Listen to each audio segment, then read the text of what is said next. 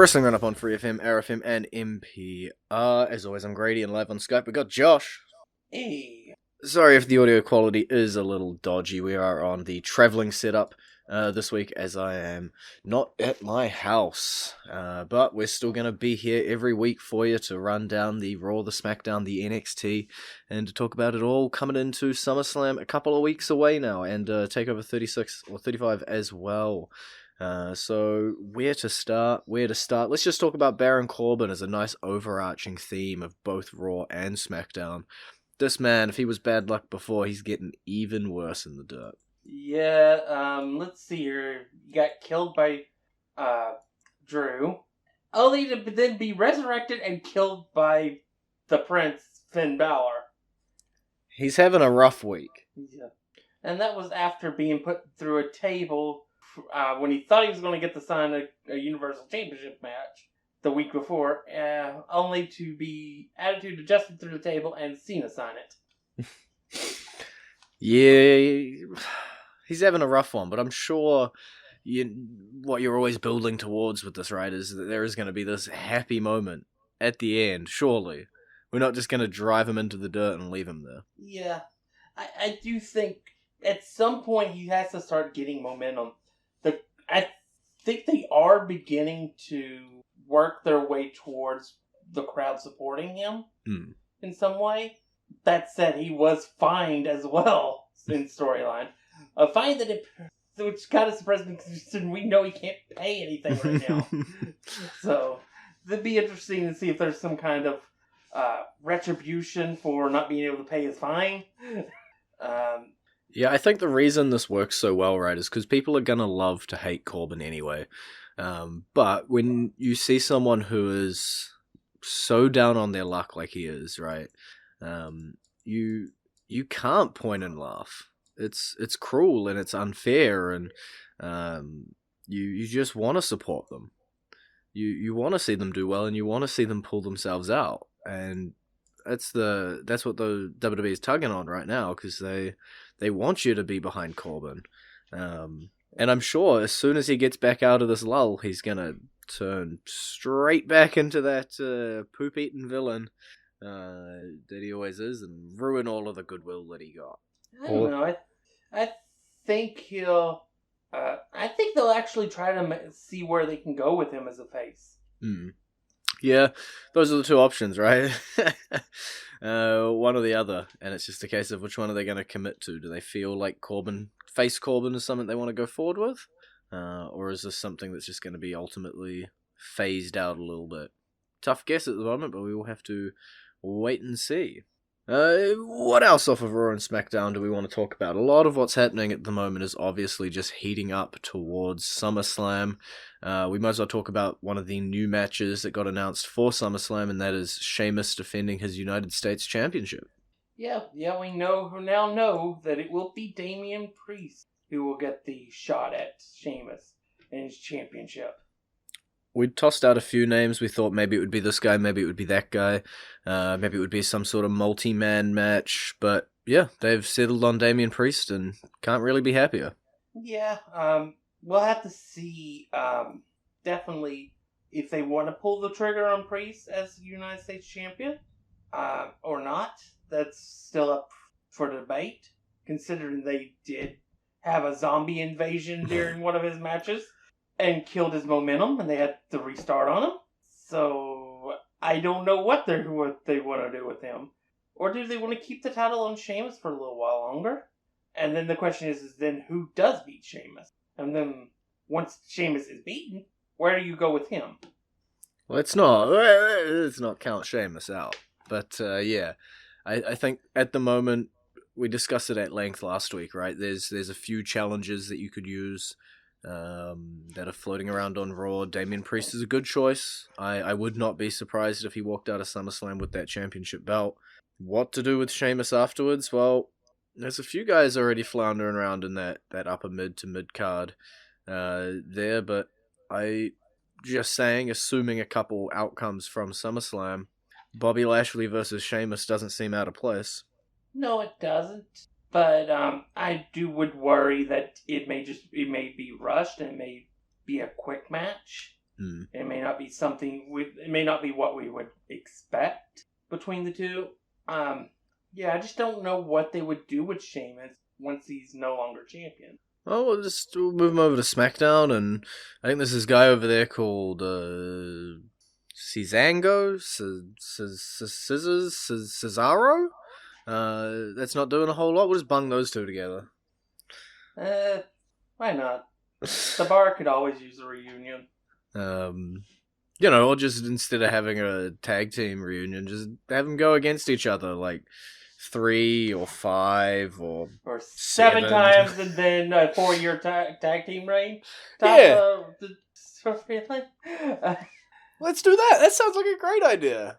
What else are we gonna do with it was a great period. I loved that period. As much as we joke about the fact it happened. Let's. What else? What else we got here? You want to talk about? I'll open the floor. I'm not gonna direct it all. I'll give you free reign to pick a topic. How about the $1 million championship storyline? Talk about that. Let's go over to the black and gold brand, because I know I love you some Cameron Grimes. It's heating up. We got our match at TakeOver set up, and we with a stipulation that may end us up in the dirt a little bit. Yeah. This is definitely an interesting twist. I think I'm not sure if they are doing it too early or not, but it's definitely interesting, like, that they are risking, like, downplaying Ted and his legacy to being a butler to LA Knight. Yeah, that's honestly, it's a real question there of will they go through with that, right? Like, obviously Cameron Grimes winning is the big, everybody goes home happy, cheering, "Woo, he won, he got the belt, and he's free," and all of this. But yeah, they could take the opposite route. Maybe the $1 million man is going to become the $1 million butler. Yeah. I really don't know what the outcome is.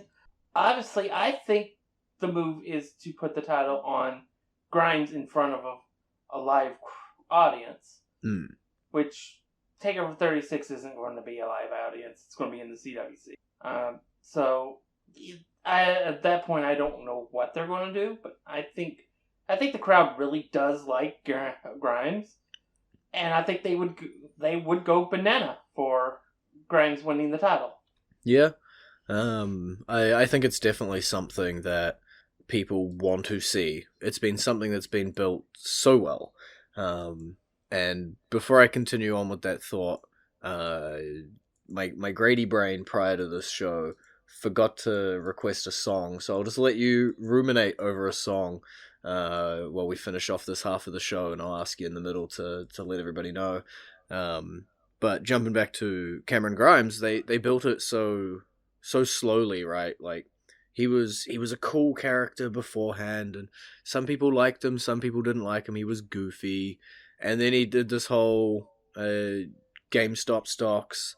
Everybody loved him. He's a crazy millionaire now. He had his stuff with Dexter Lumis, comedy genius, pulling everything off, and then the $1 million title comes along, and just segment after segment after segment, he is shining. And that's not, putting anything against LA Knight. That's not putting anything against Ted DiBiase, but it is Cameron Grimes that's shining through all of this.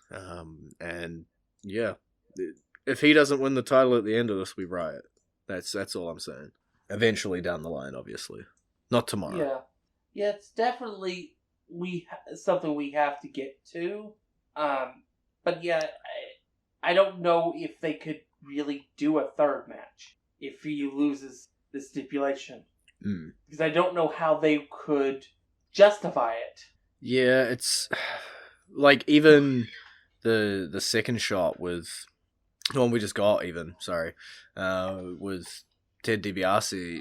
In theory, that's a massive sacrifice that they're having to make just to get the match. It's not just like, hey, can I have another shot? It's we have to give up $1 million man Ted DiBiase to be a butler to get you another shot. And yeah, I can't see anything except maybe some sort of loser leaves town kind of stipulation at the end of it, but why would LA Knight accept that? He's got 2 butlers at that point. So where this feud will go, we just don't know, and we'll have to see at Takeover which direction they choose to go. But excited to see. We can fit in one more topic. It's not one that I think is going to have a lot of talking about it. I think it's going to be merely a mentioning because Josh Briggs did not win, and therefore our Josh doesn't want to talk too much about it. But Odyssey Jones picked up the win in the semi-final for the NXT Breakout Tournament. He will be going up against whoever wins between Carmelo Hayes and Duke Hudson. We all know that will be Duke Hudson, but they will be duking it out. No pun intended. No, it was intended. Next week on NXT. And then, Odyssey Jones versus the winner of that at some point in the future to see who is the next NXT Breakout star. It'll be Duke Hudson. We all know it's going to be Duke. Okay. But with that on the back burner, it is time then for our entrance theme of the week, which hopefully I've ad-libbed long enough to give Josh time to pick, and he'll throw it out to us right about now. What is it? Walter. Walter, that's a good pick. That's a solid pick. And that song's playing for you now.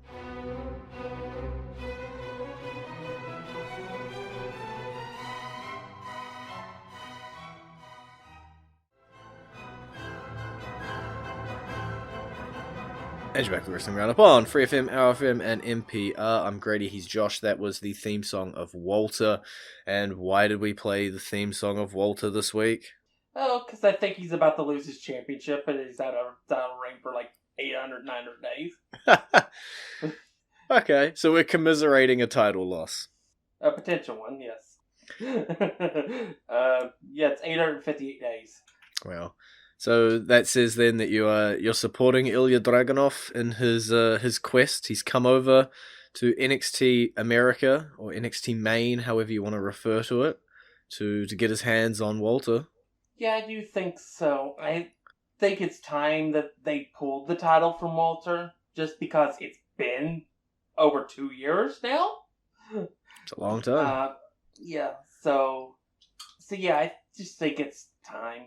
And Ilya's fine. He's a good talent.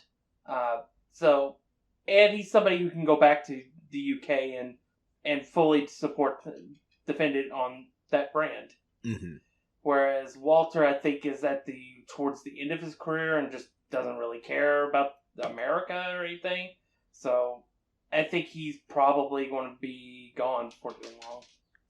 That's fair. I think if, I feel like I said this almost a year ago, and maybe it was true because, it has been a wild time, but Ilya Dragunov really is the guy, I think. If anybody is going to beat Walter, if anybody's going to topple him, it is going to be Ilya.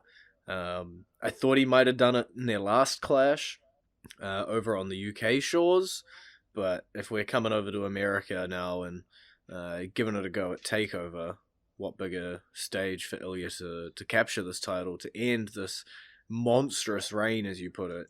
I think it's time as well. I think for the first time in however many 2.5 years, we're going to be able to say, and new NXT UK champion. Hopefully, though, they don't do a 2-year long title reign again. I They've feel had like 2 in a row. They had a 600-day title reign with Pete Dunne, and then an 850-day reign for Walter. Although, in Walter's defense, about 1.5 years of that was spent with the, no shows at all being able to be done because of COVID. So yeah. But still, they need to shorten up these reigns because there's only been 3 champions. Yeah. But weirdly, the reigns are getting longer and longer, so maybe Ilya's going to have a 1,000-day reign. That's all we can predict. That's what the stats show. With my 2 data points, he's going to have 1,000 days. But yeah, that's where the NXT UK Championship is sitting. We know exactly what that match is going to be, but we also know what another match is going to be at TakeOver because it's going to be the undisputed finale.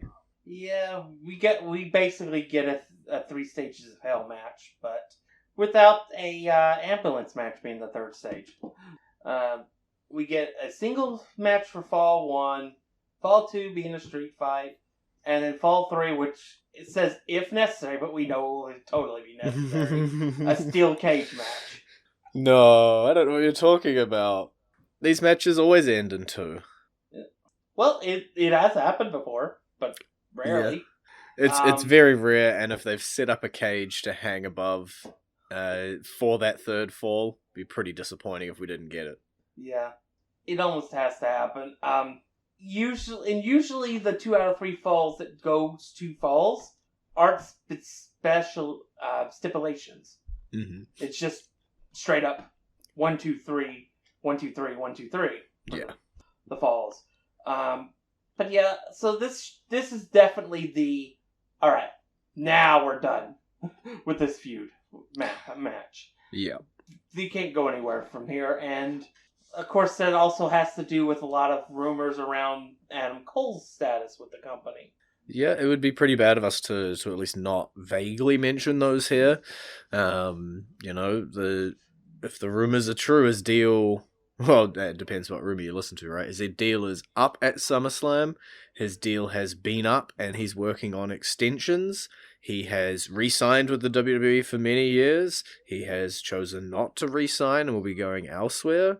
There's 50 million rumors surrounding Adam Cole, and none of us quite know which one's real.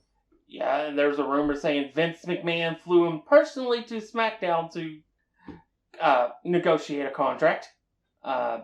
Yeah, we don't really know, but because of those rumors, I almost think Kyle O'Reilly has to win this match. If it's definitely not secured that Adam Cole will be a mainstay in NXT going forward, they're not going to hand him the win, right? They're not going to have this guy be the winner on the way out. Yeah, he has to put somebody over. That's just how it is in wrestling. But also, I think if he is staying and he's going to the main roster, he loses on his way out anyway. Yeah, this is like the moment for Kyle O'Reilly to prove that he deserves to be in the upper echelon of NXT beyond just a passing match here and there against the NXT champion. Yeah, I was going to say, not counting the 5 or 6 really good opportunities he's already had where he's super showcased himself. I think this one is going to be solidifying him, as you say. Yes. I would say that whoever wins this match will likely be the NXT champion's next opponent. Whoever that will be. Mm-hmm. Whether it's Joe or Cross. So that's why I'm leaning more to Kyle O'Reilly, because I think I'd rather have that match. Yeah. Whether it be Kyle O'Reilly versus Karrion Kross or Kyle O'Reilly versus Samoa Joe. Yeah. I can definitely see that. I think Adam Cole's had plenty of shots at the title, right? Kyle O'Reilly's had plenty of shots too, but a bit more varied in his opponents. Bit more exciting of a matchup, both of those two you've listed for Kyle. Yeah, I think it's also the fact that Kyle's not won the title before. While Adam Cole is obviously a 2-time champion. So, that's where that's where I see that match going. Yeah, I was struggling a little bit there just because I was trying to quickly pull up a list. I wasn't able to quick enough, but we're talking about NXT and we're talking about contract status of Adam Cole. We have to mention a couple of surprises that we got in this past few weeks with a couple of NXT stars. And by a couple, I mean quite a few being shown where the door is, and I guess headlining that is my boy Bronson Reed. Yeah, that one really shocked me. Because it looked like they were preparing to do some stuff with him on the main roster after he lost his title, the North American Championship. I don't know, but there's definitely not a big name on that list that can shatter the ceiling for ratings and stuff. So I'm not that concerned, but 15 people is a lot of people to release. Yeah, it's firstly just the volume, right? And then there's just a few names on that list that were a little bit weirder. As you say, Bronson Reed just had a title, only just lost his title, and was seemingly being positioned, as you say, for stuff on the main roster. Mercedes Martinez was being featured quite often, looked to be doing something in the NXT Women's division. She gets shown the door. Tyler Rust just debuted as a part of the Diamond Mine, who, had weeks and weeks and weeks and weeks of vignettes hyping them, and they came out and they're doing something. They're one of the biggest storylines on NXT, and he's shown the door. Bobby Fish might not have been, doing crazy amounts week in and week out, or not in a super high profile feud, but the guy was just coming off the Undisputed Era breakup and was still there, and every week was still at NXT. Definitely some surprising names. Yeah. Then there was Leon Ruff, the former NXT North American champion, who had like this most surprising victory in the COVID era with his title reign over month-long title reign. So, he's gone. Yeah, that was Jake Atlas, who I liked. Yeah, a lot, is gone. 205 Live doesn't have a roster anymore. Yeah. So I'm really. It is hard to see all those names and not feel anything. But at the same time, I'm like, for years and years and years, the knock on WWE was they're hoarding too much talent. They have signed everybody to a contract, and then they start releasing them to free up budget, and and then people freak out because of it.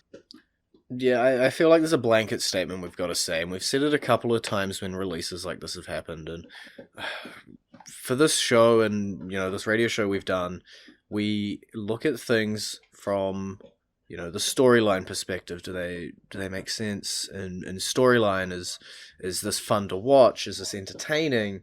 And then there's another aspect when we talk about the stuff that maybe we don't hinge on the most, as you say, but that was 15, 16 people who lost their jobs, who are no longer employed, who have had their dream cut short, and it sucks. It sucks whether you're a Bronson Reed who's being featured, as we say, losing titles and massively over, and it sucks if you're an Asher Hale or a Zachariah Smith lower down on the list. These are still people who are losing their jobs and whose dreams are no longer there. And, just because we might not stop every time someone's released, and we might talk, Bray Wyatt's released, we might talk about how that sucks for the storylines, how's that going to affect Alexa Bliss. Just know that from both of us, we still care about that human side. We might not talk about it on the show, we might not always give it the time on the show, but we care about that. That is still people losing their jobs and their dreams and their livelihoods. And that always sucks. And it's not like we're in a situation where they don't have options. These 13 people that were released from NXT all could go to New Japan. They could all go to Impact. They could all go to AEW, although AEW is starting to get a little bloated. So they could go to the independents, and they can make a pretty penny from the fact that they were from WWE.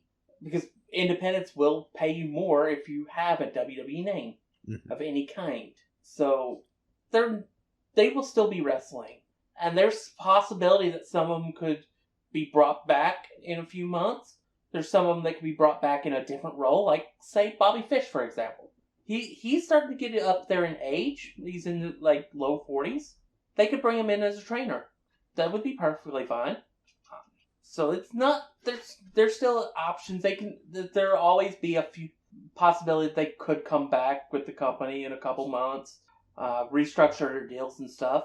So it's not a lockdown that they're not going to be working.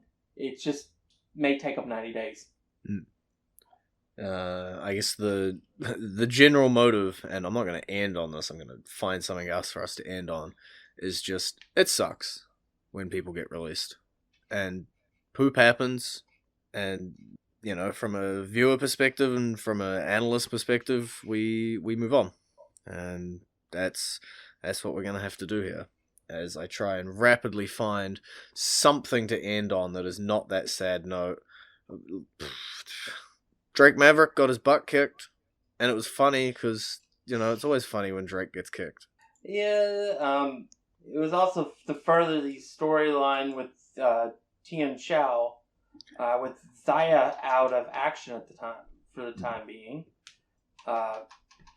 We got a match for Boa, and he just kicks Drake's head off, after the whole mysterious spray. But other than that, Boa just kicked his head off. But yeah, there we go. I'm happy. Drake getting his head kicked off is funny. We can end on a funny note, and because that is all we have time for this week. It's been great talking to you. Bye, B. You can visit our Facebook page, facebook.com/wrestling R&D up. I remembered it. Or twitter.com/wrestling RND up, or our YouTube page, youtube.com/wrestling RND up. And we will see you next week with our preview for SummerSlam and TakeOver.